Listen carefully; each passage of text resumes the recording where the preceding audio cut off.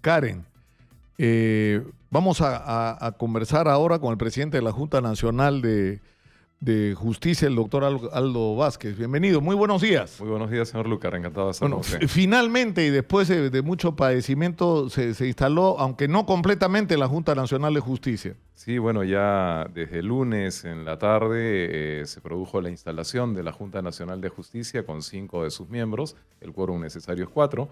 Nos instalamos con 5 de los miembros y de acuerdo con el mandato de nuestra ley orgánica se produjo la elección del presidente y vicepresidenta de esta Junta Nacional de Justicia. Y ayer hemos incorporado también a la doctora María Zavala, quien juramentó también ayer, de modo que estamos en sesión permanente, los 6 miembros de la Junta Nacional de Justicia, y a la expectativa de la decisión que adopte la Comisión Especial respecto de quién será el 7º miembro. Con respecto al doctor Falconino, ¿es cierto? Al 7º miembro, veremos quién es. De acuerdo, lo entiendo perfectamente. Ahora, hay un asunto acá que es relevante, ¿no es cierto? O sea, que es el que hemos enfrentado en el fondo de la discusión en estos días. ¿Qué ocurre si algún miembro de la Junta Nacional de Justicia termina siendo implicado en la investigación de los cuellos blancos? Es decir, porque hasta ahora, digamos, el haber conversado o tenido una comunicación telefónica, es verdad, con César Hinojosa no convierte a nadie en delincuente, ¿no es cierto? Depende del contenido de la conversación, si ahí se hizo algún tipo de transacción para una sentencia, etcétera, ¿no es cierto? Pero ¿qué ocurriría si se presenta una circunstancia como esta? O sea, que si pasamos de la versión de que habló por teléfono con Hinojosa a es parte de la investigación sobre el tema. No, yo no creo que esa posibilidad exista. Me parece que esa es una hipótesis que no tiene en este momento sustento alguno. Yo creo que los 6 miembros que ya juramentados de la Junta Nacional de Justicia somos todas personas con una trayectoria profesional y una actividad privada respetable. De modo tal que no hay en este momento, creo yo, ninguna sombra de duda sobre vínculos con redes de corrupción. ¿Cuál es la primera tarea de la Junta Nacional de Justicia? ¿Por dónde van a empezar ustedes? Sí, es verdad. Bueno, nosotros lo que estamos haciendo en estos días es, en primer lugar, construir el aparato normativo interno, porque para operar necesitamos una serie de reglamentos, un reglamento del Pleno, unos reglamentos para cada una de las funciones constitucionales que corresponden a la Junta Nacional de Justicia, porque todos los reglamentos que habían fueron derogados en su momento. Entonces, esa es una primera tarea, pero en paralelo también nos hemos abocado a articular un plan de acción, un plan de trabajo para 180 días, tratando de priorizar algunos temas que son fundamentales, que tienen que ver, cómo no, con la reestructuración también de la institución, porque encontramos una institución que no necesariamente responde a algunas de las nuevas funciones constitucionales que tiene esta Junta Nacional de Justicia. Por otro lado, como ya he tenido oportunidad de señalar, el anterior Consejo Nacional de la Magistratura tenía 280 personas más o menos en planilla trabajando. Ahora nosotros solo tenemos 102 trabajadores, entonces hay un desafío también de reestructuración de la organización. Pero por otro lado, por supuesto que hay otras tareas que son las centrales, que son las propias de las funciones constitucionales de la Junta Nacional de Justicia. Entonces también queremos alcanzar prontamente algunas metas. Me refiero, por ejemplo, a la tarea de revisión de poco más de 2.400 casos de nombramientos, ratificaciones y procesos disciplinarios que tuvo a su cargo el Consejo Nacional de la Magistratura, porque esa es una tarea que se nos ha encargado de acuerdo con nuestra ley orgánica. Por otra parte, hay también una acumulación de plazas que no han sido convocadas durante el periodo en que este ente constitucional no ha funcionado. Así es. Entonces, por otro lado, también se han acumulado denuncias recibidas durante este periodo. Hay situaciones que merecen, por supuesto, la atención pública y que respecto de las cuales nosotros tenemos que hacer una calificación para evaluar si ameritan o no inicios de investigaciones de oficio. Entonces, se trata ciertamente de una tarea muy ardua. Por otra parte, esta misma Junta Nacional de Justicia, más allá de resolver todos estos aspectos que estoy señalando, diría yo que tiene también una tarea de mediano y de largo plazo que es fundamental para la reforma del sistema de administración de justicia en el Perú. Es decir, nuestra tarea no se agota solamente en los aspectos sancionatorios o en la revisión de lo realizado por el Consejo Nacional de la Magistratura, sino que tenemos que construir un modelo de selección de magistrados que garantice la idoneidad de jueces y fiscales. Y la idoneidad de jueces y fiscales es ciertamente profesional, pero lo es también de carácter ético. Y entonces ahí tenemos una tarea clave, una tarea que supone también articulación con la Academia de la Magistratura y, cómo no, también con las facultades de Derecho y con los grupos, digamos, de egresados y profesionales de esta carrera. Porque lo que la sociedad tiene que percibir es a la judicatura como una opción de desarrollo profesional por supuesto. y de desarrollo personal.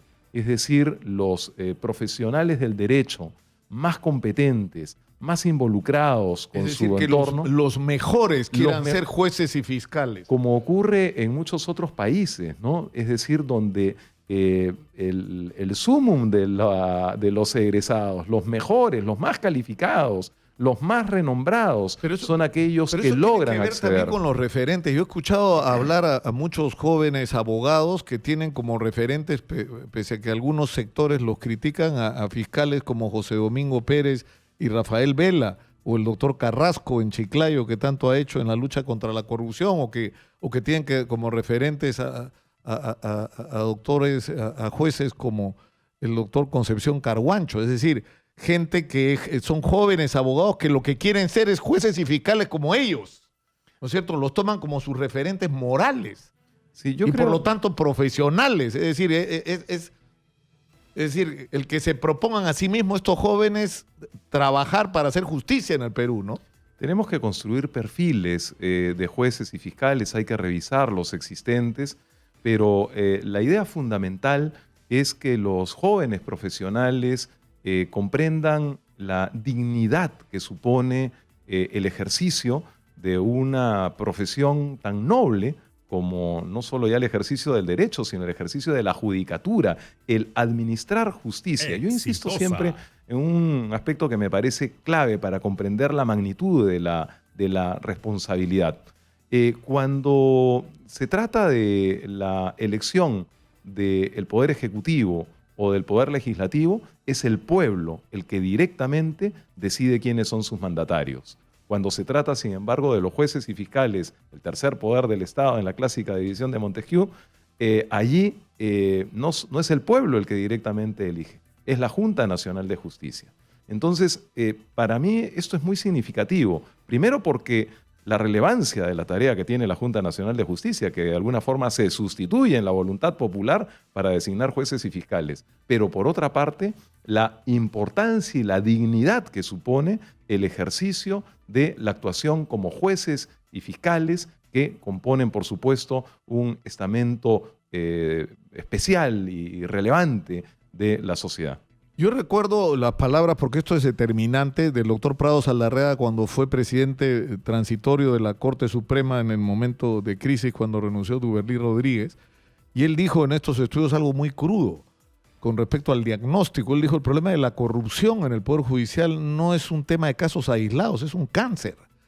Y dijo incluso que él pensaba que no solo la Corte del Callao merecía una intervención, sino que hay muchas cortes en el Perú que tendrían que ser intervenidas porque están pasando cosas que no deberían pasar con respecto al ejercicio de la justicia.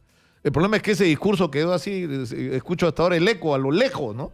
Pero yo creo que es trascendental, es decir, partir del diagnóstico de cuál es la real situación de nuestro sistema de justicia. Y fue realmente un reconocimiento muy valeroso del doctor Prado Saldarriaga.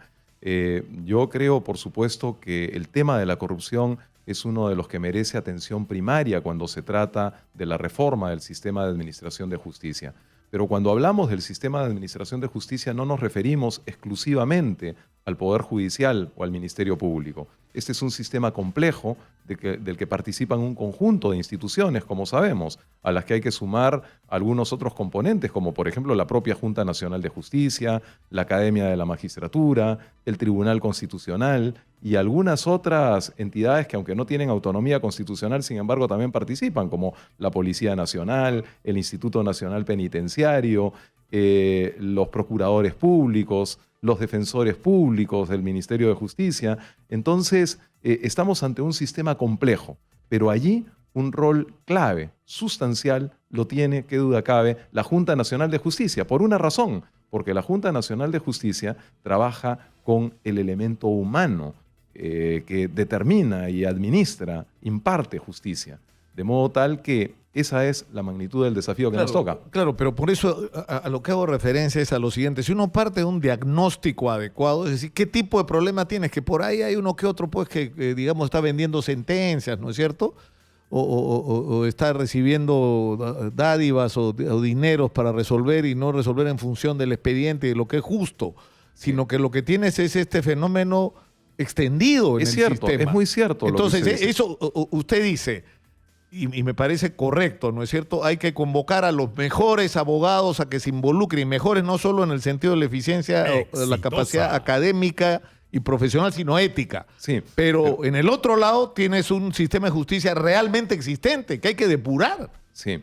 A ver, yo coincido en que el tema de la corrupción es un tema fundamental a atender, pero creo también que hay aspectos que tienen que ver con la consistencia del propio sistema, es decir, cuestiones estructurales. Por ejemplo, necesitamos una interoperabilidad que nos permita a todos los componentes del sistema de administración de justicia tener en tiempo real toda la información relativa al sistema y a los componentes del sistema. Por ejemplo, jurisprudencia. Un tema fundamental, ¿no? ¿Cómo es posible que un juez que ordinariamente falla en un determinado sentido, es decir, tiene una línea jurisprudencial, pueda cambiar ante una situación semejante su línea jurisprudencial? Es muy importante, por ejemplo, el conocimiento, el acceso a ese tipo de información. Hay pues aspectos estructurales que también hay que trabajar. Y hay un espacio para ello. Eso ya no corresponde exclusivamente a la Junta Nacional de Justicia, sino que hoy día hay un espacio que es el Consejo para la Reforma del Sistema de Administración de Justicia. Hay también, por supuesto, aspectos procedimentales, hay aspectos de observancia ciudadana que hay que fomentar. Claro, pero lo que interesa saber es cuál va a ser el procedimiento, porque lo que ha revelado la investigación sobre los cuellos blancos, que empieza como una investigación de un grupo de narcotraficantes que se descubre que tiene un brazo legal y que el brazo legal lo que hacía era canjear medidas como la prisión preventiva por libertades condicionales que terminaban con la fuga de los procesados, y resulta que esto empieza a investigarse y llega hasta las más altas esferas del Poder Judicial y se empieza a descubrir que no era solo, hasta en casos de violación ha habido tráfico de sentencias. Y la pregunta es cuál extendido es esto. Entonces ustedes dicen, o sea, van a revisar las 2000 y tantas resoluciones que tomó, ¿no es cierto?, los nombramientos y ratificaciones que hizo el Consejo Nacional de la Magistratura. Sí. Pero ¿cómo se va a manejar estos casos? Es decir, ¿se va a hacer, por ejemplo, una evaluación, se va a someter a evaluación a los actuales miembros de la Corte Suprema y de la Junta de Fiscales Supremos? Bueno, se van a revisar esos 2.400 expedientes, entre los cuales hay algunos que corresponden a fiscales supremos y jueces supremos. El mandato de la ley es que debemos hacer una revisión exhaustiva en aquellos casos en donde hay indicios graves de irregularidades que podrían llegar incluso hasta la nulidad de las ratificaciones, por ejemplo. Pero digamos, eso es un aspecto. El Así otro es el si tienen la idoneidad o no. Esos, o sea, por ejemplo, ¿cómo se va a manejar el caso de Pedro Chávez, Víctor Rodríguez Montesa, Tomás Aladino Gálvez, que están en este momento sometidos a investigaciones? Bueno, o sea, ¿cómo puede ser a la vez titular o fiscal supremo y estar tú mismo, que deberías dirigir las investigaciones, tú mismo sometido a investigación? Bueno, hay fiscales supremos y jueces supremos que tienen denuncias que están pendientes de ser atendidas en la Junta Nacional de Justicia. En los próximos días vamos a iniciar la calificación de estas denuncias para eventualmente iniciar procesos de investigación, porque eso es una de nuestras competencias. Podría también eventualmente, de oficio, iniciarse investigaciones respecto de cualquier juez o fiscal supremo. Incluso ahora la ley orgánica de la Junta Nacional de Justicia nos habilita para en determinados casos iniciar investigaciones respecto de jueces y fiscales de menor jerarquía, aunque respecto de aquellos, de los de menor jerarquía, se ha creado también por ley, como sabemos, las autoridades de control del Poder Judicial y del Ministerio Público. A nosotros nos toca también seleccionar a los responsables, a los titulares de estas autoridades de control, porque, como sabemos, uno de los cuestionamientos que siempre se ha hecho es que el control interno estaba a cargo de los propios magistrados, que eran parte o que son parte del Poder Judicial o del Ministerio Público.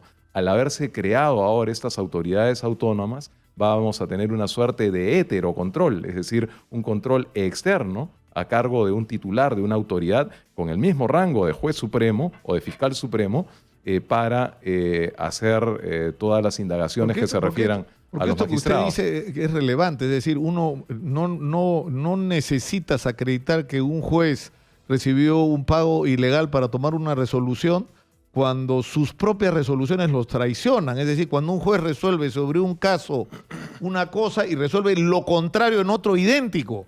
O sea, no puede ser que tome resoluciones, y eso ocurre no solamente a nivel de los juzgados de primera instancia, ocurre en los tribunales, ocurre a nivel de la propia Corte Suprema. Sin duda. Resoluciones contradictorias, ¿no? Sin duda, ese es un elemento que podría, pues, justamente determinar la falta de idoneidad de un magistrado, ¿no?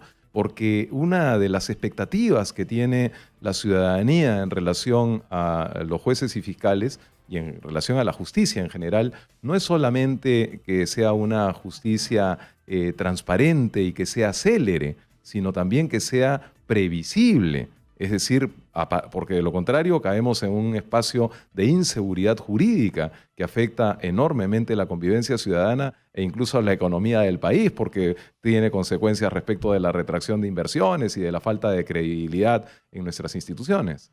De pronto, para terminar, César Inostroza se ha convertido en un personaje relevante en el proceso de elección de los miembros de la Junta Nacional de Justicia, ¿no es cierto? Acaba de dar una declaración para el diario Correo en el que, entre otras cosas, dice que no hay nada ilegal en las conversaciones que sostuvo con María Zavala y Marco Falconi, pero dice que la doctora Zavala mintió al decir que yo no era confiable, porque nadie llama a una persona varias veces cuando no confía en ella, ¿no?